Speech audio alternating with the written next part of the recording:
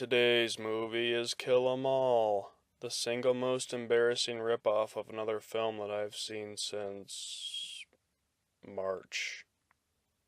Kill 'Em All follows a woman named Suzanne, who was the sole survivor of a big shootout at a closed-down hospital. She is being interrogated by a couple of suspiciously Eastern European-sounding FBI agents, one of them played by a greasy homeless man who looks strikingly like Peter Stormare. She tells them the story of how an assassin, played by Jean Claude Van Damme, took out his entire team of fellow assassins and their mutual boss in an epic series of gun battles and martial arts showdowns at her hospital. Stormare and his partner aren't buying this story.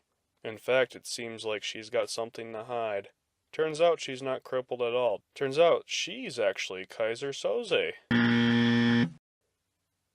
What? Don't buzz me.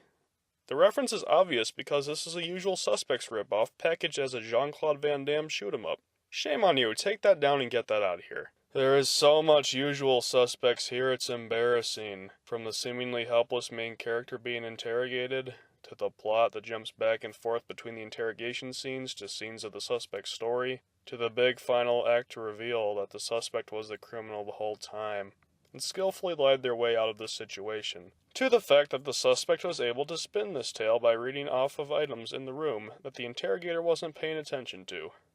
It's just shameless, kids. I've considered most of Van Damme's late period acting to actually be pretty solid, but he looks ashamed to be here. He's a professional about his work in this. He shows up, does his own fight scenes, and says his lines without cue cards. Man, Steven Seagal has really lowered the bar, hasn't he? But there's really no hint of the charismatic and really likable performer that I know he can be, when he's got something good to work with. The fight scenes could have redeemed this, but they're mediocre. It's mindless hitting and punching and kicking. There's little strategy here, and the fact that Van Damme has a gunshot wound doesn't seem to be holding him back very much. Too bad, that could have been an interesting angle. Overall, this one's getting a 2 out of 10.